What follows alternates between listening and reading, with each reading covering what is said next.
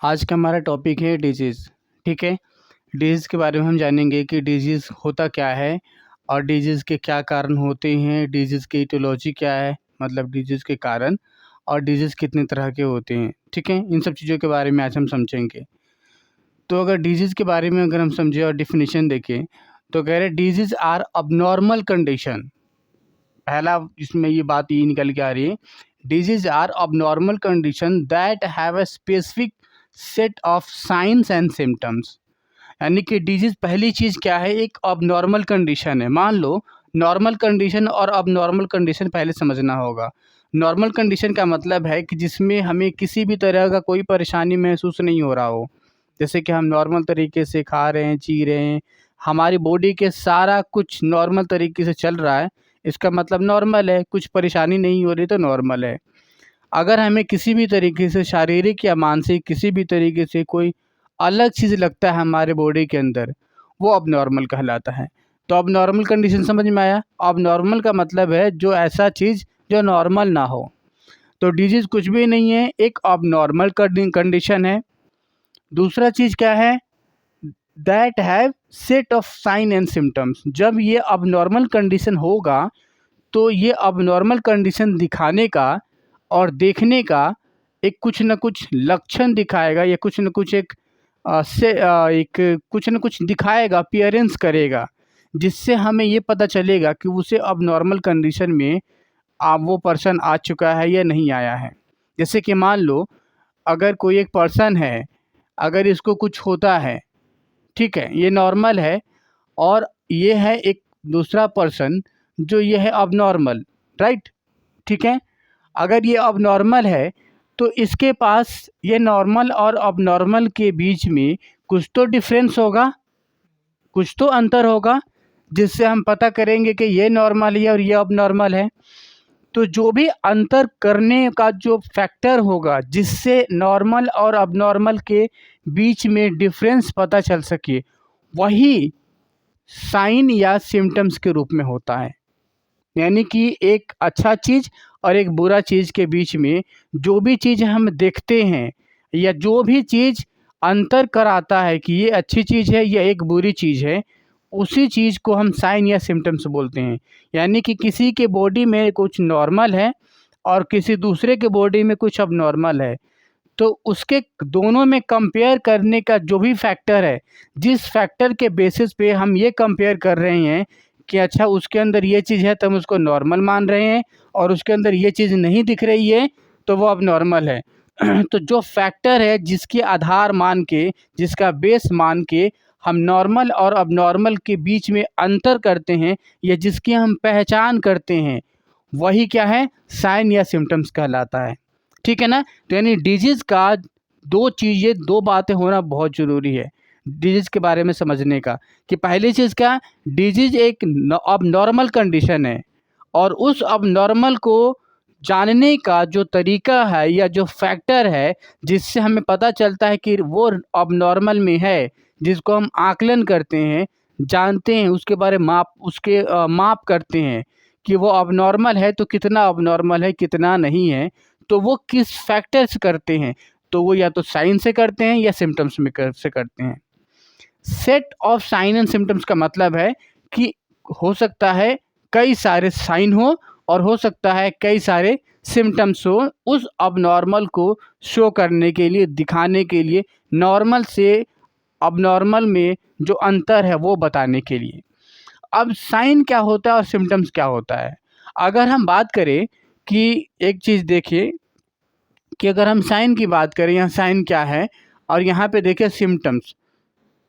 देखो, साइन का मतलब होता है कि अगर हम किसी के अंदर अब नॉर्मल चीज़ें देख रहे हैं तो उसमें दो बातें निकल के आती हैं, या तो हम किसी के अंदर अब नॉर्मल चीज़ें देख रहे हैं, या फिर जिसके अंदर वो कुछ अब नॉर्मल है तो वो खुद बताए कि मेरे अंदर कुछ गड़बड़ हो रहा है, कुछ ऐसा चीज़ें हो रहा है जो और लोगों के अंदर वैसी चीज़ें नहीं होता है।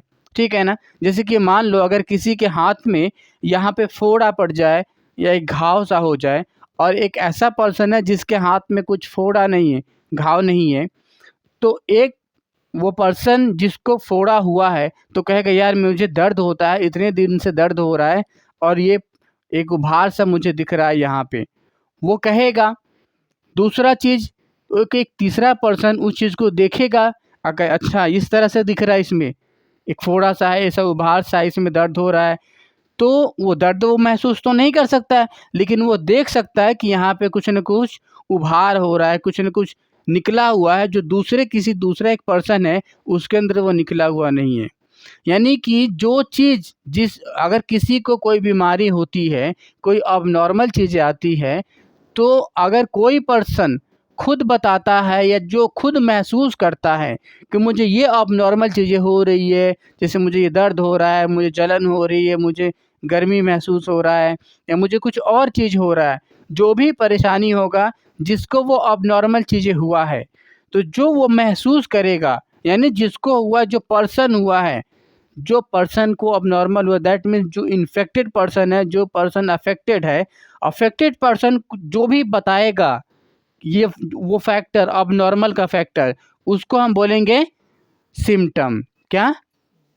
और जो भी कोई दूसरा पर्सन उसके अब नॉर्मल फैक्टर को जो देखेगा, चाहे उसकी उभार निकल रही हो, चाहे वो लाल लाल सा हो रखा हो, रेडनेस कलर चेंज होकर रखा हो, ब्लैक हो रखा हो, येलो हो रखा हो, चाहे वहाँ पे कुछ और चीज़ें हो रखा हो, तो कोई जो तीसरा पर्सन या दूसरा पर्सन उस चीज़ को देखेगा जो उसके अंदर है, वो दर्द को महसूस नहीं कर सकता लेकिन देख सकता है, उसको हम क्या बोलते हैं? साइन। तो साइन और ये क्या है? ये और सिम्टम्स, ये दोनों क्या है? वो फैक्टर है जिससे अब नॉर्मल की गणना करते हैं, जिससे अब नॉर्मल के बारे में पता लगाते हैं।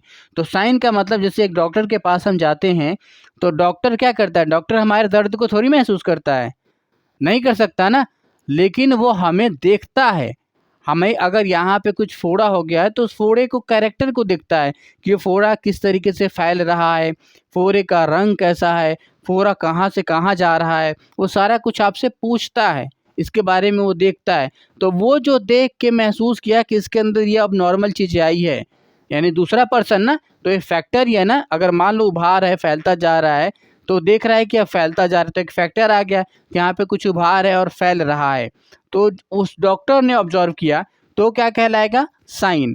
और जो उस मरीज ने बताया कि मुझे ये चीज़ें हो रहा है, इतने दिन से हो रहा है, अब मुझे ऐसे ऐसे दिक्कतें होती है, तो कहलाएगा सिम्टम्स। यानी साइन और सिम्टम्स वो फैक्टर है जिससे उस अबनॉर्मलिटी को मेज़र किया जाता है। यानी कि बिना साइन और सिम्टम्स का कोई डिजीज़ नहीं हो सकता। अब ये साइन और सिम्टम्स होता किस रूप में है?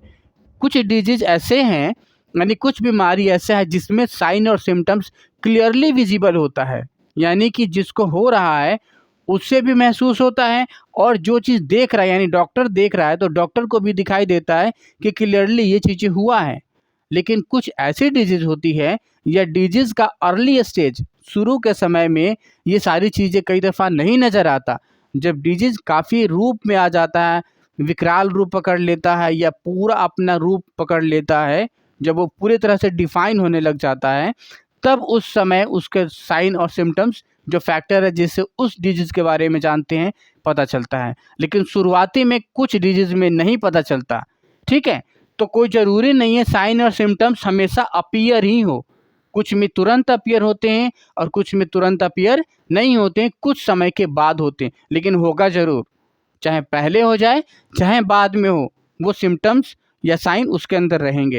यानी बिना इस फैक्टर के डिजीज़ का कोई गणना ही नहीं हो सकता। साइन सिम्टम्स नहीं, कोई अबनॉर्मैलिटी नहीं।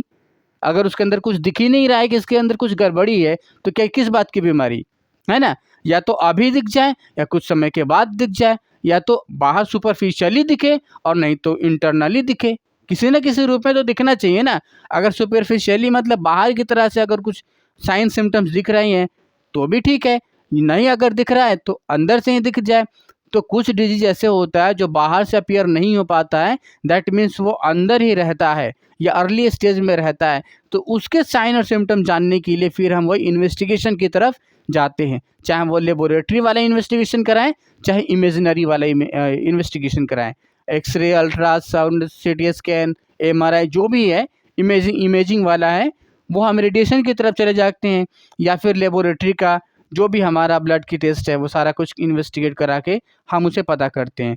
तो ब्लड के टेस्ट में या फिर रेडिएशन वाला जो भी इन्वेस्टिगेशन होता है, आम तौर पे उन साइन और सिम्टम्स को जानने के लिए होता है जो विजिबल नहीं है, जो इनविजिबल है, लेकिन कहीं ना कहीं या फिर अर्ली स्टेज में है।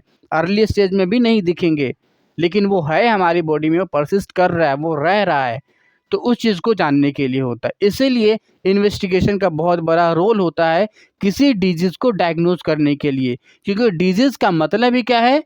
पहला चीज़ एक तो अबनॉर्मल कंडीशन, और इस अबनॉर्मलिटी को पहचानने का केवल दो ही तरीका है, साइन और सिम्टम्स। साइन और सिम्टम्स ऊपर ऊपर दिख रहा है तो ठीक है, और नहीं दिख रहा है तो फिर इन्वेस्टिगेशन से कराते हैं।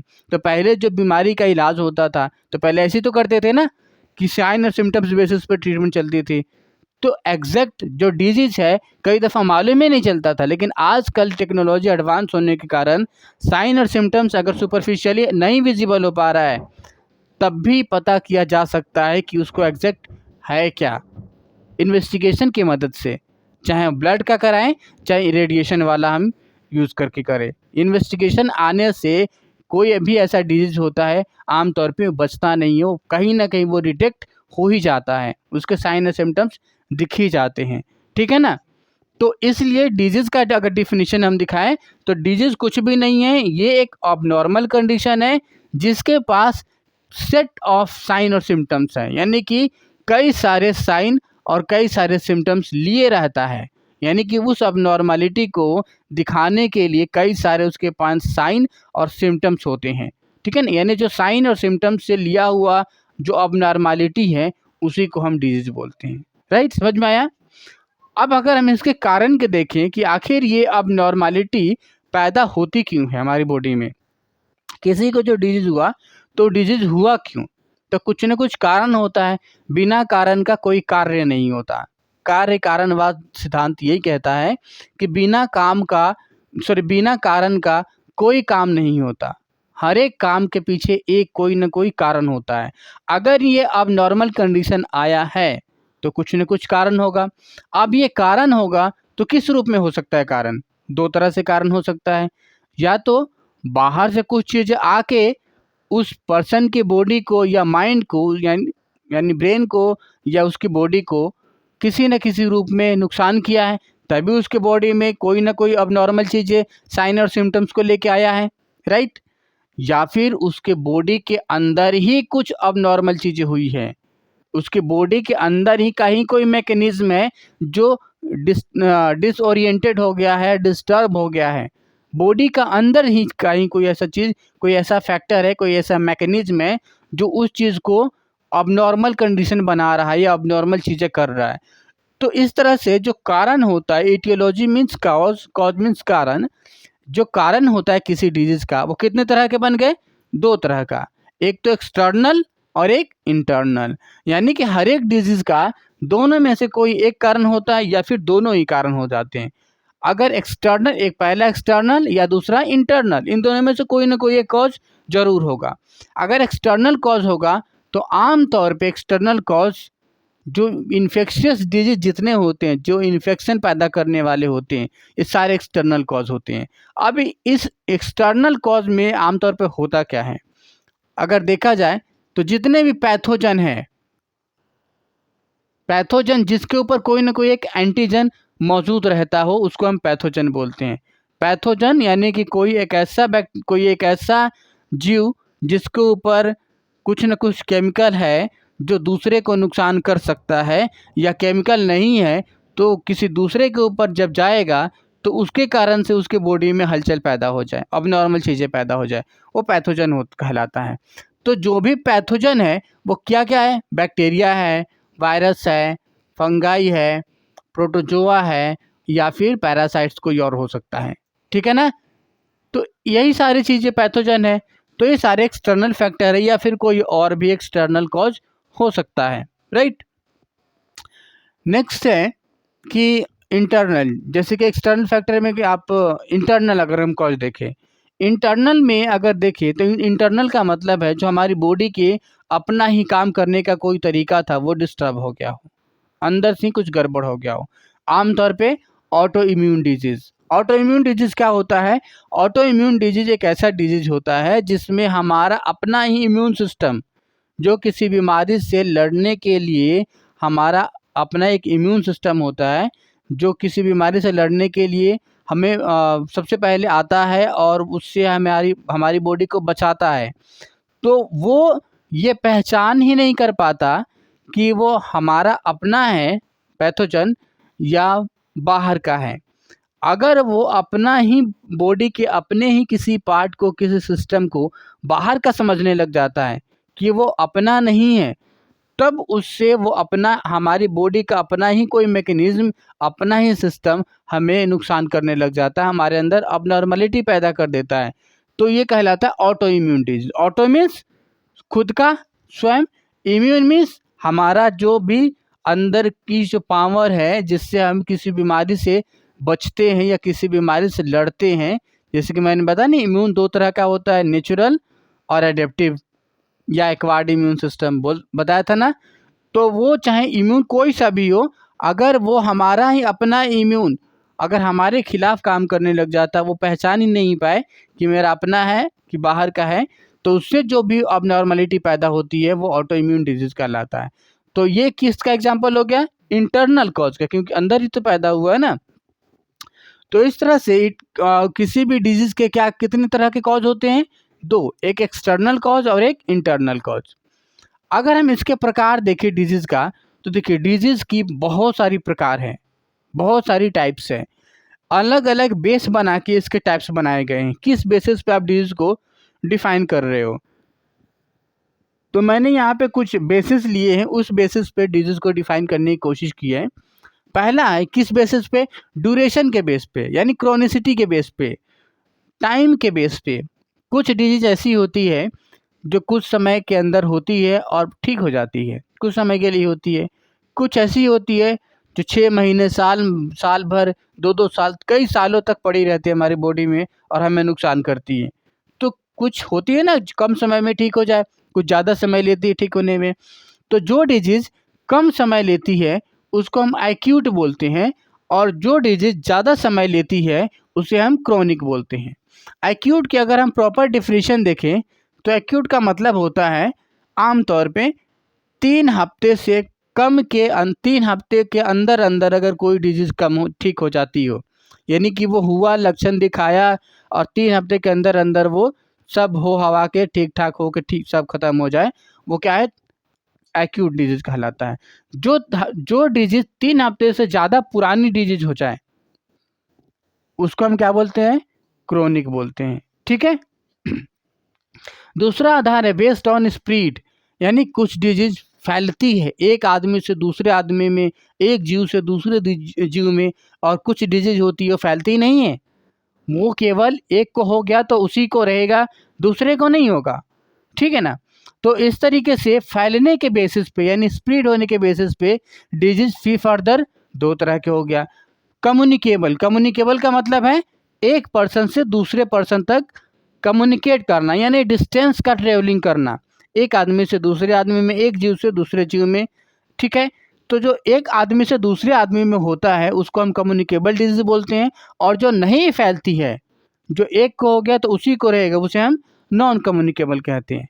कम्युनिकेबल को हम इन्फेक्शियस डिजीज भी बोलते हैं, यानी जो इन्फेक्शन पैदा करने वाला फैक्टर है उससे जो डिजीज होता है। जैसे कि कोई वायरल डिजीज अगर किसी को हो गया, जैसे कि मान लो अगर किसी को वायरल हो जाता है, वायरल का मतलब है नॉर्मल जो सर्दी खांसी जुकाम, अगर किसी को हो जाता है, उसके आसपास कोई रहने वाला व्यक्ति है, वो इन्फेक्टेड पर्सन जब खांसता है या छींकता है या बोलता है और अपने मुंह पे कोई मास्क वगैरह नहीं लगा के रखता है, तो क्या सामने वाले को नहीं हो जाता? जैसे अभी कोविड का है, कोविड बहुत बड़ा एग्जाम्पल है ना। तो जब कोविड कोविड कौन सा डिजीज हो जाएगा? कम्युनिकेबल हो जाएगा ना, क्योंकि एक आदमी से दूसरे आदमी में फैल रहा था ना। तो जो बीमारी एक व्यक्ति से दूसरे व्यक्ति में फैलता हो उसको हम कम्युनिकेबल डिजीज या इन्फेक्शियस डिजीज बोलते हैं। जैसे कि मान लो अगर किसी को यहाँ पे कोई चमड़ी का बीमारी हो जाता है और कोई दूसरा आदमी उसके हाथ को टच करता है और वो हाथ वाथ नहीं धोता है, तो हो सकता है उससे उसको हो जाए, हो सकता है ना। किसी को टीबी हुआ है और टीबी वाला पर्सन वो खांसे जा रहा है, अपने मुंह के ऊपर कोई रुमाल नहीं रखता है, कोई मास्क नहीं पहनता है और अपने आसपास रह रहा है या अपने घर में रह रहा है, तो उससे क्या होगा, उसके बच्चों को, उसके परिवार के सारे सदस्यों को भी हो सकता है, किसी को भी फैल सकता है ना। तो ये क्या हो जाएगा, इन्फेक्शियस डिजीज है ये। तो कम्युनिकेबल या इन्फेक्शियस डिजीज एक ही है, दोनों का मतलब एक ही है, यानी कि एक व्यक्ति से दूसरे में फैलता है। नॉन कम्युनिकेबल या नॉन इन्फेक्शियस का मतलब है एक को हो गया तो उसी को रहेगा, दूसरे को नहीं होगा, लिमिटेड नंबर ऑफ पर्सन को अफेक्ट करता है। और इन्फेक्शियस डिजीज ये ह्यूज नंबर ऑफ पीपल को इफेक्ट कर देता है, यानी एक बार में किसी पूरी की पूरी कम्युनिटी को ही तबाह कर देता है। देखते ही कोविड में पूरी दुनिया को में फैल गया ये, कितने लोग इससे इन्फेक्टेड हुए ना। लेकिन कुछ ऐसी बीमारी है जो केवल एक ही व्यक्ति को होता है, दो ही को होता है, ज़्यादा सबको नहीं होता है। जैसे मान लो अगर किसी के लीवर सिरोसिस, लीवर में अगर सिरोसिस हो जाए, लीवर का बढ़ जाए, स्प्लीन बढ़ जाए, ये सारा भी तो बीमारी है। लेकिन इससे क्या हो रहा है, उसी व्यक्ति को हुआ ना। मान लो अगर मेरा लीवर सूज गया है तो किसी और को तो नहीं सूझेगा और मेरे पास ही रहेगा, ठीक है ना। तो ये क्या हो गया, नॉन कम्युनिकेबल डिजीज। तीसरा आधार है बेस्ड ऑन सेल्फ और नॉन सेल्फ। सेल्फ और नॉन सेल्फ का मतलब है कि वही इम्यून सिस्टम से जुड़ा हुआ, यानी कि जब कोई भी कोई हमारा अपना फैक्टर, हमारा बॉडी का अपना जो इम्यून मैकेनिज्म है, वो ये पहचानना भूल जाए कि ये मेरा अपना था या बाहर से आया हुआ कोई फैक्टर है, कोई एंटीजन है, तो बाहर से आया हुआ हमारे अपने ही मैकेनिज्म को बाहर का एंटीजन, बाहर का मैकेनिज्म समझने लग जाए, तो उससे जो डिजीज होता है उसको हम बोलते हैं ऑटो इम्यून डिजीज, ठीक है ना। इस आधार पर भी डिजीज को डिफाइन किया गया है। नेक्स्ट है जीन के बेसिस पे। कुछ डिजीज ऐसी होती है जो जेनेटिक होती है, जैसे कि एक को हो गया है तो उसके, अगर किसी के पापा को हुआ है तो उसके बेटे को, उसकी बेटी को हो सकता है, दादा दादी को हुआ है तो उनके पोते पोती को हो सकता है, नाना नानी को हुआ है तो उनके पोते पोती को हो सकता है। जैसे कि सबसे बड़ा डायबिटीज़ एग्जाम्पल है, या फिर ब्लड प्रेशर एग्जाम्पल है, अस्थमा, ये सारा कुछ फैलता है। एक को हुआ तो दूसरे आने वाले में भी होने के चांसेस ज़्यादा रहते हैं, ठीक है ना। ये सारी जेनेटिक डिजीज़ हैं ये। और दूसरा है नॉन जेनेटिक डिजीज़, जो एक को हुआ है तो उससे दूसरे को कुछ लेना देना नहीं है, फैलेगा नहीं, वो उसी को ही रहेगा ये, ठीक है। ठीक उसी तरीके से बेस्ड ऑन एज, कुछ डिजीज ऐसी है जो एज स्पेसिफिक है, यानी कि कुछ एज में ही होती है और एज वो ख़त्म होने के बाद वो डिजीज़ भी उसे नहीं ज़्यादा परेशान करती। जैसे आपने देखा होगा बच्चे को सबसे ज़्यादा सर्दी खांसी जुकाम बुखार निमोनिया परेशान करता है, होता है ना। तो निमोनिया सबसे ज़्यादा किसको होता है, बच्चों को होता है। तो ये क्या है, एज एज रिलेटेड डिजीज़ है ये। तो ये क्या है, ये पीडियाट्रिक डिजीज़ कहलाते हैं या फिर चाइल्डहुड डिजीज़ कहलाते हैं, यानी जो बचपन में सबसे ज़्यादा बीमारी होती है। जैसे रूबेरा वायरस से होने वाला चिकन पॉक्स, जो माता वाता निकल जाता है, वो सारा कुछ ये कौन सा है, ये चाइल्डहुड या पीडियाट्रिक डिजीज़ के नाम से जानते हैं उसको हम, ठीक है। दूसरा है यंगर डिजीज़। यंगर डिजीज़ का मतलब, हालांकि मैंने अपने से लिखा है ये, यंगर डिजीज़ का मतलब है कि जो आम तौर पे जो यंग पर्सन होते हैं उनको इफ़ेक्ट करती है, ख़ास एक एज ग्रुप को इफ़ेक्ट करती है। जैसे कि लाइफस्टाइल डिसऑर्डर, जैसे कि एक यंग पर्सन अधिकतर खान पान रहन सहन उनका अजीबोगरीब तरीके का होता है ना, जब मन किया कुछ भी खा लिए, कैसे भी रह लिए, होता है ना। डायबिटीज़ किसको सबसे ज़्यादा होता है, यंगर पर्सन को होता है, क्योंकि खाने पे कोई कंट्रोल नहीं है, रहन सहन पे कंट्रोल नहीं है, यानी जो लाइफ स्टाइल से जुड़ा हुआ जो भी बीमारियां हैं, लाइफ स्टाइल डिसऑर्डर जो भी है, जैसे कि ओबेसिटी एग्जांपल के तौर पे देखें तो मोटापा सबसे ज़्यादा यंगर पर्सन को होता है, क्योंकि उनको कुछ कंट्रोल नहीं है, इसी एज में होता है। तो कुछ डिजीज ऐसी है जो एज स्पेसिफिक होती हैं, ठीक है।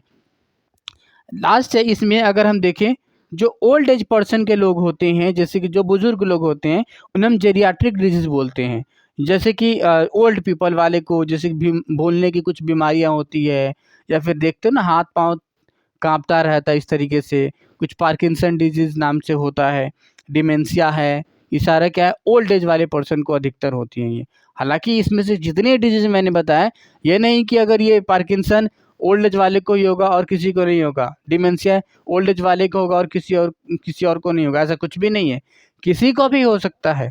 लेकिन आमतौर पे जो एज ग्रुप को अफेक्ट करता है अधिक मात्रा में, उस बेसिस पे एज के बेसिस पे हम इस डिजीज़ को डिफाइन किए, ठीक है। तो आज के लिए हमारा बस इतना ही, अगले क्लास में हम किसी और टॉपिक पे बात करेंगे, ठीक है। ओके।